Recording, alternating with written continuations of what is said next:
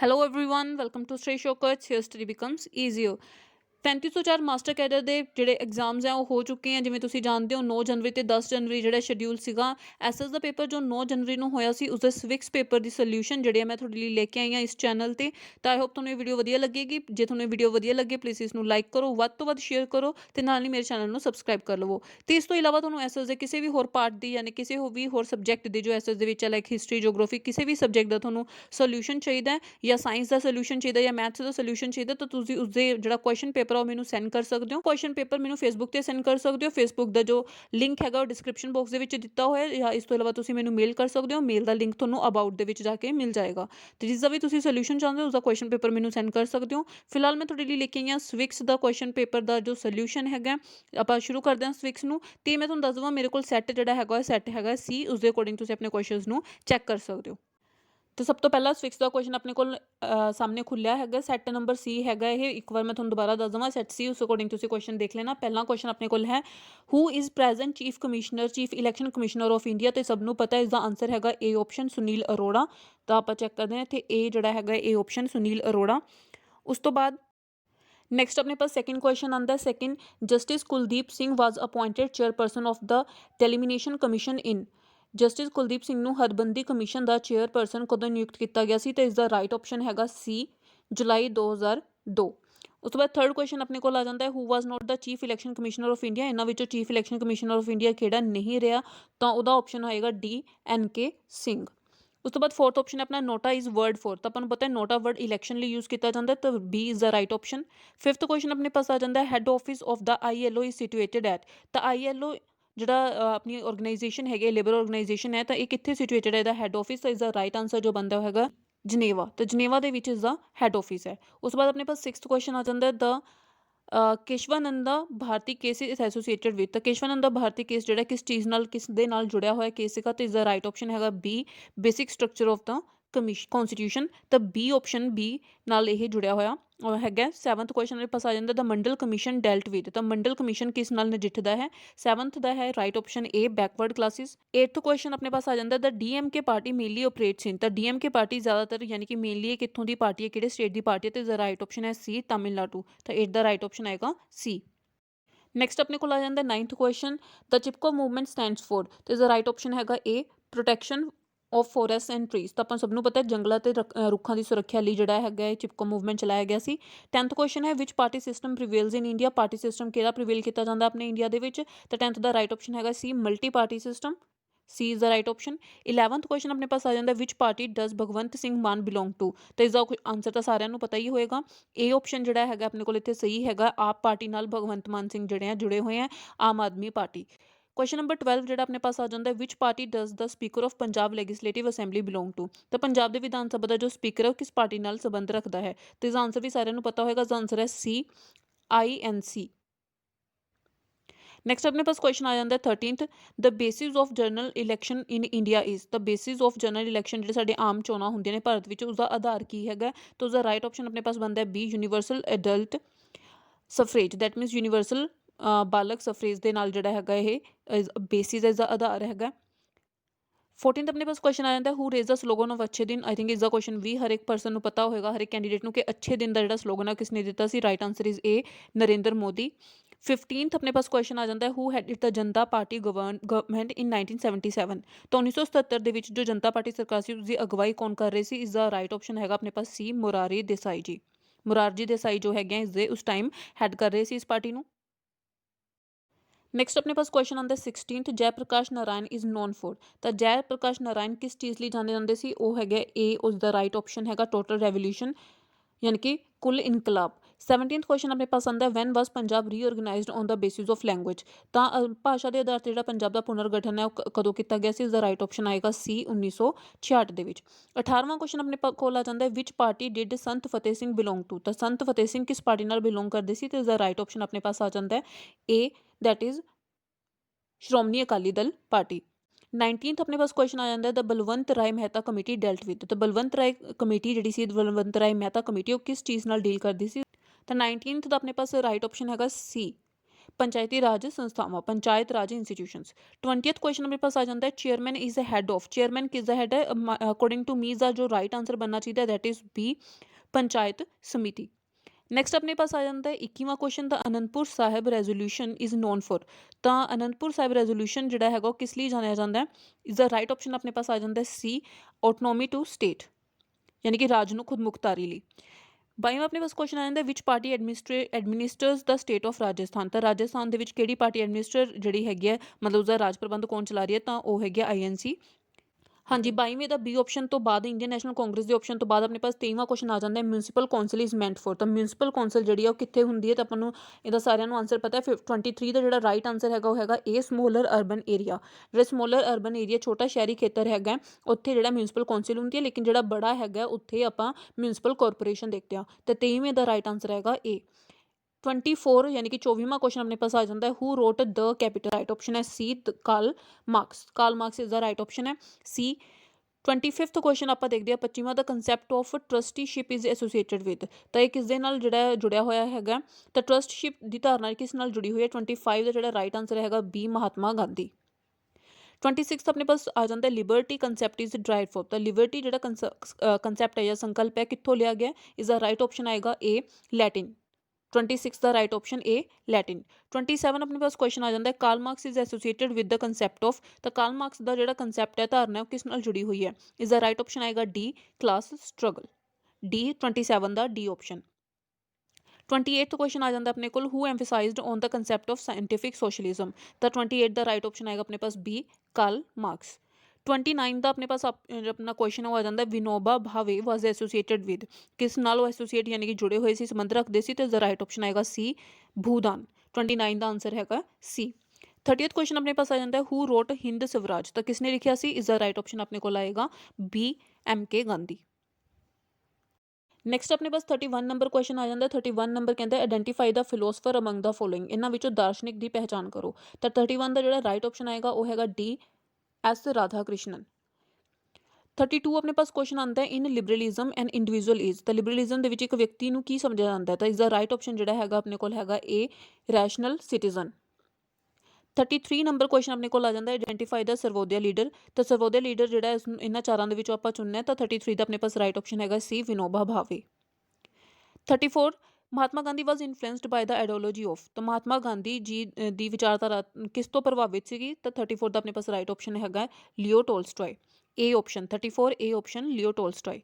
35 when was Mahatma Gandhi assassinated. Mahatma Gandhi का कतल कदों होया? तो इसका राइट ऑप्शन है जी 35 का बी, 1948 ਦੇ ਵਿੱਚ। 36 कार्ल मार्क्स इन्फ्लुएंस्ड। तो किहड़ी रेवोल्यूशन ਨੂੰ कार्ल मार्क्स ने ज़्यादा प्रभावित किया सीगा? तो इसका ऑप्शन है जी B, French revolution. French revolution ਨੂੰ सब तो वध जिहड़ा प्रभावित किया सी कार्ल मार्क्स ने। 37 अपने पास क्वेश्चन आ जाता है Karl Marx died in. Karl Marx की जिहड़ी मौत है वो कित्थे हुई सी? इसका राइट ऑप्शन आएगा बी, इंग्लैंड। नैक्सट अपने पास क्वेश्चन आ जाता है 38 identify the lower house in the Indian parliament. तो इंडियन पार्लीमेंट के लोअर हाउस में की कहा जाता है? बहुत ईजी क्वेश्चन सी। 38 का जो आंसर है वो आएगा बी, लोक सभा। तो अपने इंडिया के पार्लीमेंट के लोअर हाउस में लोक सभा कहा जाता है। 38 B answer. 39 who was not the president of Indian republic. तो इंडियन रिपब्लिक का जो इन्होंने चारों के आप देखना कि किहड़ा प्रेजिडेंट जो है वो नहीं रहा। तो 39 का जो अपने पास आंसर है वो है ए, MM जोशी। तो ये राइट आंसर है 39 ए।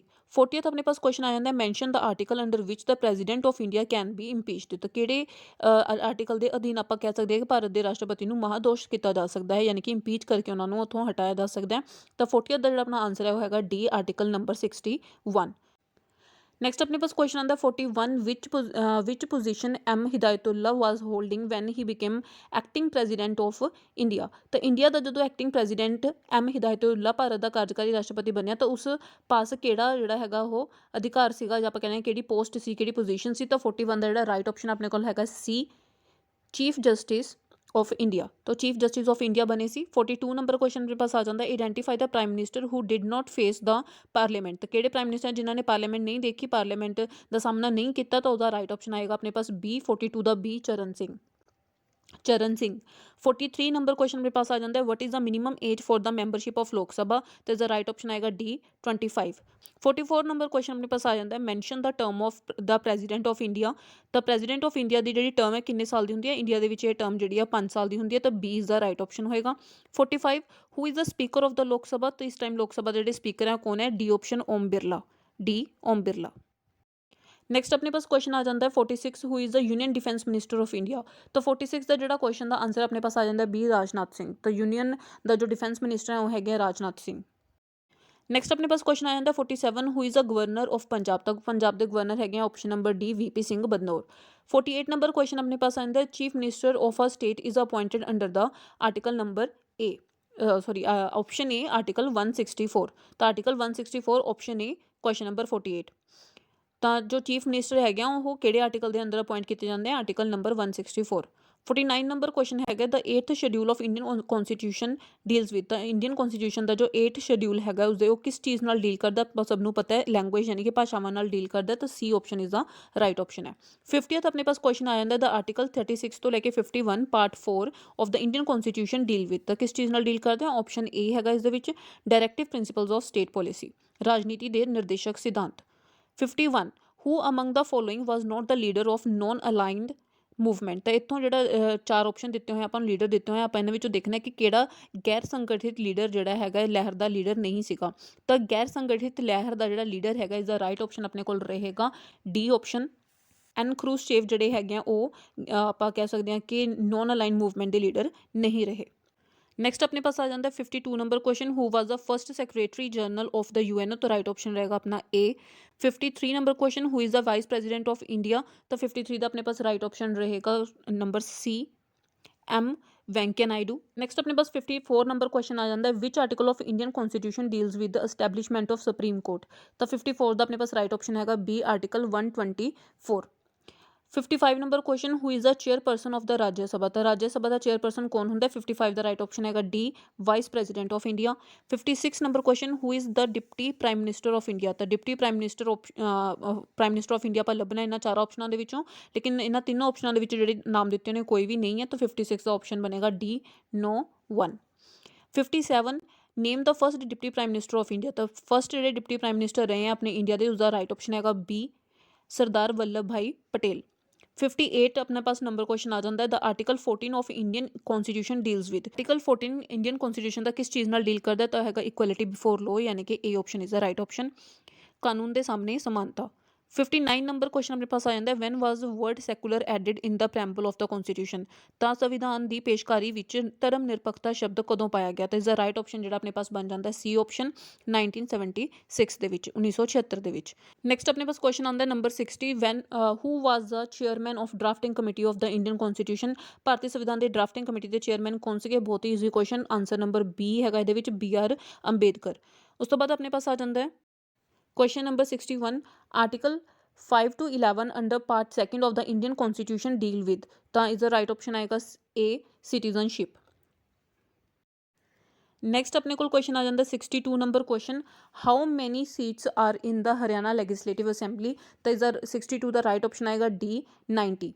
63 ਨੰਬਰ ਕੁਐਸਚਨ ਆ ਜਾਂਦਾ ਆਪਣੇ ਕੋਲ who is speaker of Punjab legislative assembly, ਤਾਂ ਪੰਜਾਬ ਲੈਜਿਸਲੇਟਿਵ ਯਾਨੀ ਕਿ ਪੰਜਾਬ ਵਿਧਾਨ ਸਭਾ ਦਾ ਸਪੀਕਰ ਕੌਣ ਹੈ, ਤੇ ਇਸ ਦਾ ਰਾਈਟ ਆਪਸ਼ਨ ਜਿਹੜਾ ਹੋ ਜਾਂਦਾ ਆਪਣੇ ਕੋਲ A Rana KP. Singh.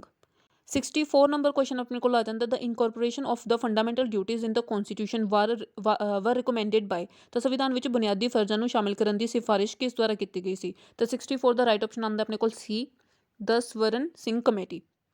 65 number question ਆਪਣੇ ਕੋਲ ਆ ਜਾਂਦਾ ਹੈ who was not the vice president of India, ਤੇ ਇਹਨਾਂ ਚਾਰਾਂ ਆਪਸ਼ਨਾਂ ਦੇ ਵਿੱਚੋਂ ਵਾਈਸ ਪ੍ਰੈਜ਼ੀਡੈਂਟ ਯਾਨੀ ਕਿ ਉਪ ਰਾਸ਼ਟਰਪਤੀ ਜਿਹੜੇ ਆ ਕੌਣ ਨਹੀਂ ਰਹੇ, ਤਾਂ 65 ਦਾ ਰਾਈਟ ਆਪਸ਼ਨ ਆਏਗਾ ਏ ਨਾਨਾ ਜੀ ਦੇਸ਼ਮੁਖ। ਨੈਕਸਟ ਆਪਣੇ ਪਾਸ ਕੁਐਸਚਨ ਆ ਜਾਂਦਾ 66 which article of Indian constitution deals with abolition of untouchability, ਤਾਂ ਅਨਟਚੇਬਿਲਿਟੀ ਯਾਨੀ ਕਿ ਛੂਆਛੂਤ ਦੇ ਖਾਤਮੇ ਲਈ ਜਿਹੜਾ ਆਰਟੀਕਲ ਹੈ ਉਹ ਕਿਹੜਾ ਹੈਗਾ, ਆਪਸ਼ਨ ਆਏਗਾ D article number 17। 66 D option. 67 number question ਆਪਣੇ ਕੋਲ ਆ ਜਾਂਦਾ ਹੈਡ ਆਫਿਸ ਆਫ WHO, ਤਾਂ WHO ਦਾ ਜਿਹੜਾ ਹੈਡ ਆਫਿਸ ਹੈ ਉਹ ਕਿੱਥੇ ਹੈ, ਕਿੱਥੇ ਸਥਿਤ ਹੈ, ਤਾਂ ਇਸਦਾ ਰਾਈਟ ਆਪਸ਼ਨ ਜਿਹੜਾ ਹੈਗਾ ਉਹ ਆ ਜਾਏਗਾ 67 ਦਾ B that is Geneva, Geneva ਦੇ ਵਿੱਚ ਇਸਦਾ ਹੈਡ ਆਫਿਸ ਹੈ। ਨੈਕਸਟ ਆਪਣੇ ਪਾਸ ਕੁਐਸਚਨ ਆ ਜਾਂਦਾ 68 when did the UNO come into existence. UNO ਕਦੋਂ ਜਿਹੜਾ ਹੈਗਾ ਬਣਿਆ ਆਇਆ ਜਾਂ ਹੋਂਦ ਵਿੱਚ ਆਇਆ, ਇਸਦਾ ਰਾਈਟ ਆਪਸ਼ਨ ਆਏਗਾ A 24 ਅਕਤੂਬਰ 1945। ਅਤੇ ਤੁਹਾਨੂੰ ਪਤਾ ਹੀ ਹੋਏਗਾ ਕਿ UNO ਡੇ ਵੀ ਜਿਹੜਾ ਹੈਗਾ 24 ਅਕਤੂਬਰ ਨੂੰ ਮਨਾਇਆ ਜਾਂਦਾ, ਇਸੇ ਕਰਕੇ ਕਿਉਂਕਿ 24 ਅਕਤੂਬਰ 1945 ਨੂੰ ਇਹ ਹੋਂਦ ਵਿੱਚ ਆਇਆ ਸੀ। 69 ਨੰਬਰ ਕੁਐਸਚਨ ਆਪਣੇ ਪਾਸ ਆ ਜਾਂਦਾ, head office of the UNESCO is situated at. ਤਾਂ ਹੈੱਡ ਆਫਿਸ ਜਿਹੜਾ ਯੂਨੈਸਕੋ ਦਾ ਕਿੱਥੇ ਹੈਗਾ, ਤਾਂ 69 ਦਾ ਆਪਣੇ ਪਾਸ ਪੈਰਿਸ ਵਿੱਚ ਹੈ। ਤਾਂ 69 C is the right option. Next ਆਪਣੇ ਕੋਲ ਕੁਐਸਚਨ ਆ ਜਾਂਦਾ 70 number question, which country does not have the veto power in the security council of UNO। ਤਾਂ ਸਿਕਿਉਰਿਟੀ ਕਾਊਂਸਲ ਆਫ UNO ਦੇ ਵਿੱਚ ਕਿਹੜੀ ਐਸੀ ਕੰਟਰੀ ਹੈ ਵੀ ਉਹਦੇ ਕੋਲ ਵੀਟੋ ਪਾਵਰ ਨਹੀਂ ਹੈ, ਤਾਂ ਰਾਈਟ ਆਪਸ਼ਨ ਆਏਗਾ ਆਪਣੇ ਕੋਲ B, that is Japan. Next ਆਪਣੇ ਪਾਸ ਕੁਐਸਚਨ ਆ ਜਾਂਦਾ 71, what is the retirement age of a ਜੱਜ ਆਫ ਸੁਪਰੀਮ ਕੋਰਟ। ਤਾਂ ਸੁਪਰੀਮ ਕੋਰਟ ਦੇ ਰਿਟਾਇਰਮੈਂਟ ਦੀ ਜਿਹੜੀ ਏਜ ਹੈਗੀ, ਜੱਜ ਦੀ ਰਿਟਾਇਰਮੈਂਟ ਏਜ ਹੈ, ਉਹ ਹੈਗੀ ਹੈ D ਆਪਸ਼ਨ 65 ਈਅਰਸ।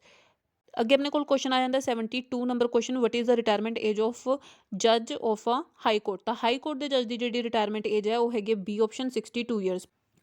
ਪਹਿਲਾਂ ਇਹ ਜਿਹੜੀ ਰਿਟਾਇਰਮੈਂਟ ਏਜ ਸੀ ਹਾਈ ਕੋਰਟ ਦੇ ਜੱਜ ਦੀ ਉਹ 60 ਈਅਰਸ ਸੀਗੀ, ਲੇਕਿਨ ਹੁਣ ਇਹ 62 ਈਅਰਸ ਕਰ ਦਿੱਤੀ ਗਈ ਹੈ। ਤਾਂ 72 ਦਾ ਰਾਈਟ ਆਪਸ਼ਨ ਜਿਹੜਾ ਉਹ B ਆਏਗਾ, 62 ਈਅਰਸ।